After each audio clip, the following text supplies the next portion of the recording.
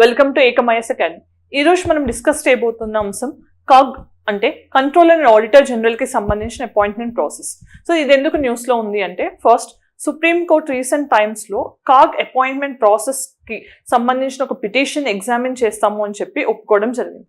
So ఇక్కడ first మనం video components చూద్దాం, తర్వాత అసలు మెయిన్ ఛాలెంజ్ ఏంటి, అసలు కాగ్ అపాయింట్మెంట్ అనేది ఎందుకు వివాదాస్పదం అవుతోంది, దానికి సంబంధించిన important constitutional provisions, legal provisions అన్ని కూడా అర్థం చేసుకునే ప్రయత్నం చేద్దాం. ఫస్ట్ వీడియో కాంపోనెంట్స్ చూస్తే కనుక కాంటెక్స్ట్ ఏంటి, పిటిషనర్ ఎవరైతే సుప్రీంకోర్టులో పిటిషన్ ఫైల్ చేశారో ఆయన ఆర్గ్యుమెంట్ ఏంటి, సుప్రీంకోర్టు యొక్క రెస్పాన్స్ ఏంటి, కంట్రోలర్ అండ్ ఆడిటర్ జనరల్ అసలు రోల్ ఏంటి, రెస్పాన్సిబిలిటీస్ ఏంటి అకార్డింగ్ టు ఇండియన్ కాన్స్టిట్యూషన్, తర్వాత లీగల్ ప్రొవిజన్స్ ఏంటి, మరి మేజర్ స్కాండల్స్ ఇప్పటివరకు స్కామ్స్ కానీ స్కాండల్స్ ని కానీ ఏవైతే అనర్త్ చేశారో కాగ్ అదేంటి అని చూద్దాం, అలానే రీసెంట్ ఇష్యూస్ అండ్ కన్సర్న్స్ ఏంటి అని చూద్దాం, అలానే office of control and auditor general India and UK or Britain point of వ్యూలో సిమిలారిటీస్ ఏంటి, డిఫరెన్సెస్ ఏంటి, ఎందుకంటే ఈ సిస్టమ్ ని మనం యూకే నుంచి ఇన్కార్పొరేట్ చేసుకున్నాం, అక్కడికి ఇక్కడికి గల డిఫరెన్సెస్ ఏంటి అనేది చూద్దాం, అలానే రీఫార్మ్ సజెస్టెడ్ ఏంటి అనేది కూడా చూద్దాం. రైట్, సో ఫస్ట్ ఇది సిలబస్ పాయింట్ ఆఫ్ వ్యూలో మీకు పాలిటీ జిఎస్ పేపర్ 2లో ఇండియన్ కాన్స్టిట్యూషన్ పాయింట్ ఆఫ్ వ్యూలో ఇంపార్టెంట్ టాపిక్.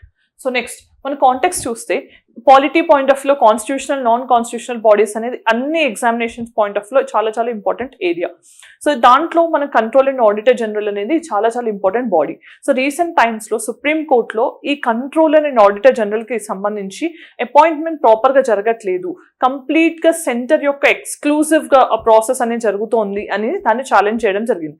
దానికి సంబంధించిన పిటిషన్స్ని మేము ఎగ్జామిన్ చేస్తాము అని సుప్రీంకోర్టు ఒప్పుకోవడం కూడా జరిగింది. అది రీసెంట్ కాంటెక్స్ట్. మరి ఇప్పుడు ఒకసారి పిటిషనర్ యొక్క వాదన ఏంటని చూద్దాం. ఇక్కడ పిటిషన్ ఫైల్ చేసింది ఎవరు, సీనియర్ అడ్వకేట్ అయిన ప్రశాంత్ భూషణ్. సో మనం వింటుంటాం కంటెంప్ట్ ఆఫ్ కోర్ట్ కింద ఈయనకు ₹1 పెనాల్టీ కూడా సుప్రీంకోర్టు విధించడం జరిగింది. సో అడ్వకేట్ ప్రశాంత్ భూషణ్ తో పాటు centre for public interest litigation అనే ఏజెన్సీ కలిపి ఈ పిటిషన్ ఫైల్ చేయడం జరిగింది. సో మన పబ్లిక్ ఇంట్రెస్ట్ లిటిగేషన్ అంటే ఏంటి, మనకు మెయిన్ గా లోకస్ స్టాండీ అనే దానికి ఇది ఎక్సెప్షన్ అని చెప్పొచ్చు. సో ఎవరైనా కూడా పార్టీస్ ఇవ్వాల్సిన అవసరం లేదు, public interest litigation point of వ్యూలో ఎవరైనా ఫైల్ చేయొచ్చు. సో అలా ఈ దృష్టిలో వీళ్ళు ఫైల్ చేయడం జరిగింది. సో ఇక్కడ మెయిన్గా వీళ్ళ ఆర్గ్యుమెంట్ ఏంటి, సెంటర్ మాత్రమే కంట్రోల్ అండ్ ఆడిటర్ జనరల్ అపాయింట్మెంట్లో మేజర్ సే కలిగి ఉంది, అంటే ఎగ్జిక్యూటివ్ అనేది డామినెంట్గా వర్తిస్తోంది అపాయింట్మెంట్ ప్రాసెస్లో.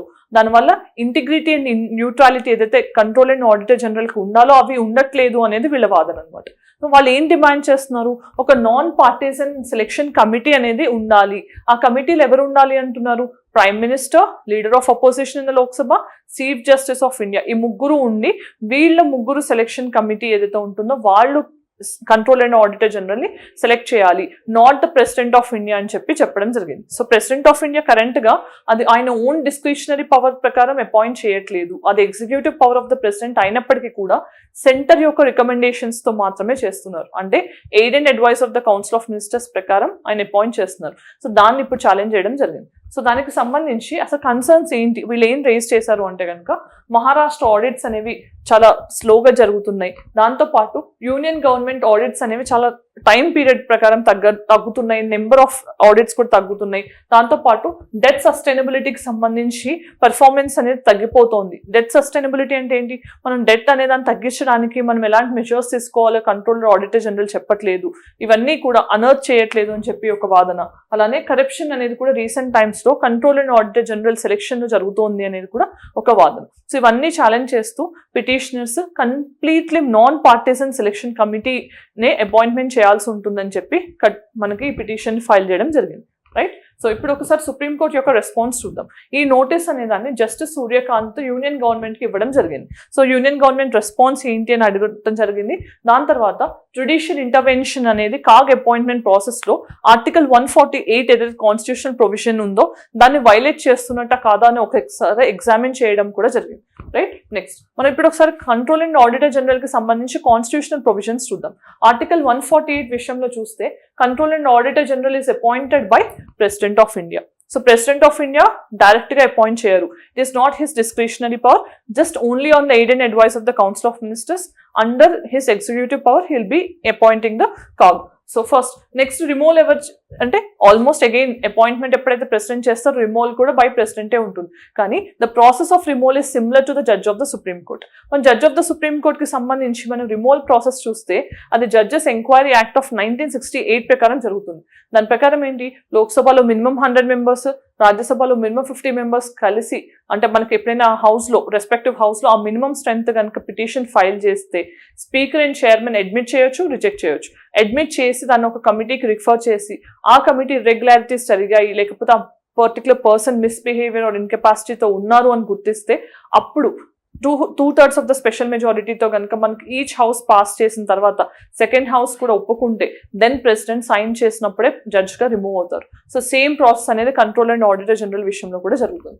మరి salaries, allowances and other service conditions అన్నీ కూడా ఎవరు డిటర్మైన్ చేస్తారు? పార్లమెంట్ డిటర్మైన్ చేస్తుంది. సో ఈయనకి ఇచ్చే పే ఏదైతే ఉంటుందో అది charged on consolidated fund of India. అంటే చార్జ్డ్ ఫండ్ అనేది ఏదైతే ఉంటుందో అది ఓటబుల్ కాదు, జస్ట్ పార్లమెంట్లో డిస్కస్ మాత్రమే చేయగలం, ఇట్ ఈస్ నాట్ ఓటబుల్.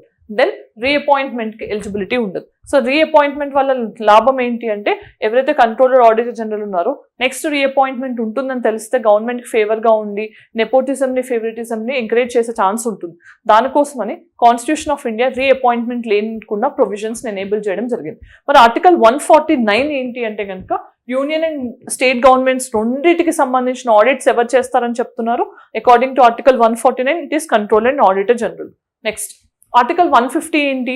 మనం కంట్రోల్ అండ్ ఆడిటర్ జనరల్ చేసే ఆడిట్స్ ఏవైతే ఉంటాయో దానికి సంబంధించిన ఆడిట్ రిపోర్ట్స్ ఎలా ఉండాలి అని చెప్పేది ఆర్టికల్ 150. మన ఆడిట్ రిపోర్ట్స్ ఎవరికి సబ్మిట్ చేస్తారు అంటే ప్రెసిడెంట్ ఆఫ్ ఇండియాకి సబ్మిట్ చేస్తారు. యూనియన్కి సంబంధించింది అయితే, స్టేట్కి సంబంధించింది అయితే గవర్నర్కి సబ్మిట్ చేస్తారు. అది చెప్పేది ఆర్టికల్ 151. దెన్ ఆర్టికల్ 279 ఏం చెప్తోంది? మనకి నెట్ ప్రొసీడ్స్ ఆఫ్ ట్యాక్సెస్ ఏదైతే సెంటర్కి స్టేట్స్కి మధ్యలో ఫినాన్స్ కమిషన్ డెవల్యూట్ చేస్తుందో దానికి సంబంధించిన ఆడిట్ కూడా కంట్రోల్ అండ్ ఆడిటర్ చేయొచ్చు అని చెప్పి ప్రొవిజన్స్ చెప్తున్నాయి. ఇవన్నీ కూడా కాన్స్టిట్యూషనల్ ప్రొవిజన్స్. ఇవి కాకుండా కంట్రోల్ అండ్ ఆడిటర్ జనరల్ ఇంకా వేటికి ఆడిటింగ్ పర్సన్గా వర్తిస్తారా అని చూస్తే కనుక మనకి IAEA అని ఉంది. అంటే ఇంటర్నేషనల్ అటామిక్ ఎనర్జీ ఏజెన్సీ ఏదైతే యుఎన్కి సంబంధించిన అటామిక్ ఎనర్జీ బాడీ ఉందో దానికి సంబంధించి 2022-27కి ఈసారి ఇండియా నుంచి control and auditor general external ఆడిటర్గా వర్తిస్తున్నారు, రైట్? సో వర్క్ చేస్తున్నారు. బట్ ఎక్స్టర్నల్ ఆడిటర్గా దేనికి? IAEAకి. మనం గుర్తుపెట్టుకోవాల్సింది ఇండియా IAEAలో మెంబర్ కంట్రీగా ఉంది. Next FAO, food and agriculture organisation ఏదైతే రోమ్, ఇటలీలో ఉందో దానికి సంబంధించి 2020-2025కి కూడా ఆడిటింగ్ అనేది control and auditor general of India చేస్తున్నారు. నెక్స్ట్ మనం చూస్తే కనుక PSUs, పబ్లిక్ సెక్టర్ అండర్టేకింగ్స్ ఏవైతే ఉన్నాయో వాటికి సంబంధించి కొన్నిటికి under section 143 of companies act 2013 ప్రకారం control and auditor general audit చేసే ఛాన్స్ ఉంది. నెక్స్ట్ మరి లీగల్ ప్రొవిజన్స్ చూస్తే ఆయన టెన్యూర్ ఎంత? 6 years or 65 years, which ever is earlier అది టెన్యూర్గా ఉంటుంది. Resignation any time he can resign to the president of India. Next service conditions determined by parliament, once appointed it cannot be changed, right? Next మరి అసలు recent టైమ్స్లో CAG unearth చేసిన scandals ఏంటి అని చూస్తే కనుక first 2G spectrum allocations point of వ్యూలో telecom ఏవైతే స్పెక్ట్రమ్ ఎలికేషన్స్ ఉన్నాయో వాటిల్లో మెయిన్గా ఇర్రెగ్యులారిటీస్ జరిగాయి అని చెప్పి గుర్తించడం జరిగింది. ఆ టైంలో మనకి కాగ్గా వినోద్ రాయ్ గారు ఉన్నారు. ఆయన అనర్త్ చేయడం వల్ల మనకి 2G స్పెక్ట్రమ్ స్కామ్ అనేది బయటికి రావడం జరిగింది. నెక్స్ట్ కోల్ బ్లాక్ ఎలొకేషన్స్, దీంట్లో కూడా మనకి మెయిన్గా లాసెస్ ఎందుకు వచ్చాయి? డిస్క్రిషనరీ కోల్ బ్లాక్స్ విషయంలో లాసెస్ రావడం జరిగిందని చెప్పి కాగ్ రిపోర్ట్ ద్వారా మనకు తెలిసింది. తర్వాత భారత్మాల ప్రాజెక్ట్ ఏదైతే రోడ్ కన్స్ట్రక్షన్ పాయింట్ ఆఫ్ లో, ఇన్ఫ్రాస్ట్రక్చర్ డెవలప్మెంట్ పాయింట్ ఆఫ్ లో మనం గవర్నమెంట్ ఆఫ్ ఇండియా తీసుకొచ్చిన ప్రాజెక్ట్ ఉందో దానికి సంబంధించి 2023లో కూడా డిలేస్ జరగడం కానీ, కాస్ట్ ఓవర్ రన్స్ వల్ల కానీ గవర్నమెంట్ మీద బర్డెన్ పడుతుంది అని చెప్పి కాగ్ చెప్పడం జరిగింది. అలానే performance audit of Ayushman Bharat. So మనకి ఆయుష్మాన్ భారత్ అనేది గవర్నమెంట్ ఆఫ్ ఇండియాకి సంబంధించి prestigious health project, right? So ఇది నేషనల్ హెల్త్ మిషన్ లో భాగంగా మనం ఇంప్లిమెంట్ చేస్తున్నాం. సో దీంట్లో ప్రైమరీ హెల్త్ కేర్ అనేది హెల్త్ అండ్ వెల్నెస్ సెంటర్స్ ద్వారా, సెకండరీ అండ్ టెరిషరీ కేర్ ద్వారా మనం ఫ్రీ 5 lakh ఇన్సూరెన్స్ కవర్ కూడా ఇస్తున్నాం, రైట్? సో వీటికి సంబంధించి గవర్నమెంట్ హాస్పిటల్స్కి, ప్రైవేట్ హాస్పిటల్స్కి పేమెంట్స్ డిలే అవ్వడం కానీ, లేకపోతే బెనిఫిషియరీ వెరిఫికేషన్ ఏదైతే స్టేట్స్ చేయాల్సి ఉంటుంది అవి ప్రాపర్గా చేయకపోవడం వల్ల కూడా మనకి మెయిన్ ఆబ్జెక్టివ్ డిఫీట్ అవుతోంది అని కంట్రోల్ అండ్ ఆడిటర్ జనరల్ యొక్క రిపోర్ట్స్ చెప్తున్నాయి. ఇది కాకుండా PDS, పబ్లిక్ డిస్ట్రిబ్యూషన్ సిస్టమ్కి సంబంధించిన ఆడిట్లో కూడా చాలా ఇర్రెగ్యులారిటీస్ అండ్ ఇన్ఎఫిషియన్సీస్ జరుగుతున్నాయి. దానివల్ల డైవర్షన్ జరుగుతోంది, లీకేజ్ జరుగుతోంది అని చెప్పి కాగ్ గుర్తించడం జరిగింది. సో దీనికోసం ఆయన చెప్పినట్టు డిజిటైజేషన్ వల్ల రీసెంట్ టైమ్స్లో ఓటర్ ID కార్డ్స్ లాగా మనం రేషన్ కార్డ్స్ని కూడా డిజిటలైజ్ చేయడం వల్ల ప్రాసెస్లో డూప్లికేషన్, లీకేజ్ తగ్గించడం జరిగింది. నెక్స్ట్ మరి అసలు డిఫరెన్సెస్ ఏంటి? ఇండియాలోను కాగ్ అండ్ యూకేలో చూస్తే కనుక మనకు మెయిన్ డిఫరెన్సెస్ ఎక్కడ కనిపిస్తున్నాయి అంటే మనకి ఇండియాలో కంట్రోల్ అండ్ ఆడిటర్ జనరల్ ఒక ఇండిపెండెంట్ బాడీగా వర్తిస్తారు. ఓకే, ఇండిపెండెంట్ బాడీగా వర్క్ చేస్తుంది ఆర్టికల్ 148 ప్రకారం. కానీ ఇక్కడ మెయిన్గా మనకి పార్లమెంట్ అపాయింట్ చేసిన పర్సన్గా అక్కడ control and auditor general function చేస్తూ ఉంటారు. ఇది మెయిన్ డిఫరెన్స్ అనమాట. సెకండ్ డిఫరెన్స్ విషయానికి వచ్చేసరికి ఇక్కడ కంట్రోల్ అండ్ ఆడిటర్ జనరల్ మనకి పోస్ట్ మార్టం వర్క్ చేస్తూ ఉంటారు. పోస్ట్ మార్టం వర్క్ అంటే మనకి మొత్తం ఎక్స్పెండిచర్ అయిపోయిన తర్వాత ఆయన దాన్ని ఆడిట్ చేస్తూ ఉంటారు. దానివల్ల ఏమవుతుంది, గవర్నమెంట్ని ప్రాపర్గా రెగ్యులేట్ చేయడం అనేది చాలా లిమిటెడ్గా ఉంటుంది. ఇక్కడ ఏమవుతుంది, వాళ్ళు మనీని ఎక్స్పెండిచర్గా స్పెండ్ చేయడానికి ముందే control and auditor general function చేయాల్సి ఉంటుంది, ఆయన పర్మిషన్స్ ఇవ్వాల్సి ఉంటుంది. దానివల్ల ఇక్కడ బెటర్ ఫంక్షనింగ్ అనేది ఉంటుంది, right. So second. Third difference విషయానికి వచ్చేసరికి టెన్యూర్ పాయింట్ ఆఫ్ వ్యూలో మనకి క్లియర్గా 6 years or 65 years which ever earlier అనేది మెన్షన్ చేస్తుంది కాన్స్టిట్యూషన్ ప్రకారం. కానీ ఇక్కడ ఏంటి అంటే ఇక్కడ కాంట్రాక్చువల్ బేసిస్ మీద ఫంక్షన్ చేస్తూ ఉంటారు. ఇక్కడ ఖచ్చితంగా వాళ్ళు ఈ టైం లోపలే చేయాలి అని టైం బౌండ్ మేనర్ ఏది మెన్షన్ చేయలేదు. మరి మనం అపాయింట్మెంట్ పాయింట్ ఆఫ్ వ్యూలో చూస్తే కంట్రోల్ అండ్ ఆడిటర్ జనరల్ అనే నేమ్లో ఇక్కడ మెయిన్లో ఇండియా విషయంలో చూస్తే ఓన్లీ ఆడిటర్ జనరల్ రోల్ని మాత్రమే ఆయన నిర్వహిస్తున్నారు, కంట్రోలర్గా వర్తించట్లేదు అని చెప్పి మనకు తెలుస్తుంది. బట్ ఇక్కడ యూకే పాయింట్ ఆఫ్ లో చూస్తే ఆయన both controller and auditor general రెండింటిగా ఫంక్షన్ చేస్తున్నారు అన్నట్టు మనకు తెలుస్తుంది.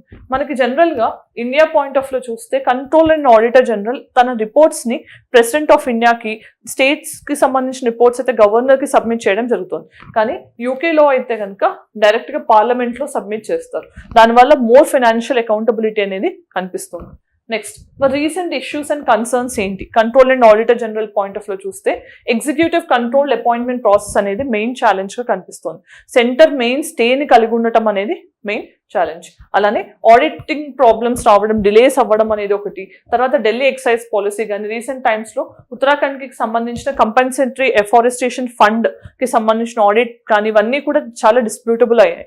దాని గురించి కూడా కంట్రోల్ అండ్ ఆడిటర్ జనరల్ ప్రాపర్గా రీజన్స్ ఇవ్వలేదు. Then tensions between CAG and executive. So దానివల్ల ఏమవుతుంది, మనకి ఈ టెన్షన్స్ వల్ల టైమింగ్ అనేది అండ్ రిపోర్ట్స్ ప్రెజెంటేషన్ అనేది కూడా మనకి దెబ్బతింటుంది. సో ఇవన్నీ కూడా రీసెంట్ టైమ్స్లో control and auditor general office చుట్టూ కనిపిస్తున్న మెయిన్ డిస్ప్యూట్స్ అనమాట. మరి ఎలాంటి రిఫార్మ్స్ కావాలి అంటే former control and auditor general Vinod Rai గారి ప్రకారం మనకి ఒక సెపరేట్ సెలెక్షన్ కమిటీని ఎస్టాబ్లిష్ చేయాలి. సో ఇప్పుడు పిటిషనర్స్ కూడా మనకి prime minister, leader of opposition తో పాటు చీఫ్ జస్టిస్ ఉన్న సెలెక్షన్ ప్యానెల్ సెలెక్ట్ చేయాలి అని చెప్పారు.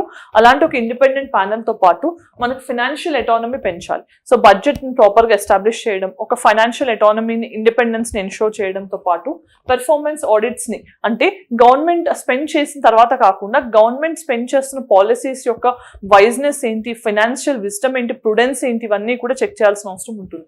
అలానే కెపాసిటీ బిల్డింగ్. సో అక్కడ ఉన్న ఫంక్షన్ మనకి control and auditor general office proper గా ఫంక్షన్ చేయాలంటే కావాల్సిన మాన్యువల్ లేబర్ కానీ, కాస్ట్ కానీ, మెషినరీ కానీ ఇవన్నీ కూడా ప్రాపర్ గా ఇవ్వాల్సి ఉంటుంది. అలానే timely reporting, time bound manner లో రిపోర్ట్ చేయడానికి అండ్ టెక్నాలజీ పాయింట్ ఆఫ్ లో యూస్ ఆఫ్ ఏఐ కానీ, డిజిటల్ ఇండియాస్ కానీ ఇవన్నీ యూజ్ చేయడం అనేది కూడా మనకి మోర్ ఫైనాన్షియల్ అకౌంటబిలిటీని స్ట్రెంథన్ చేస్తుంది. మరి దీనికి సంబంధించిన ప్రాక్టీస్ క్వశ్చన్స్ చూద్దాం.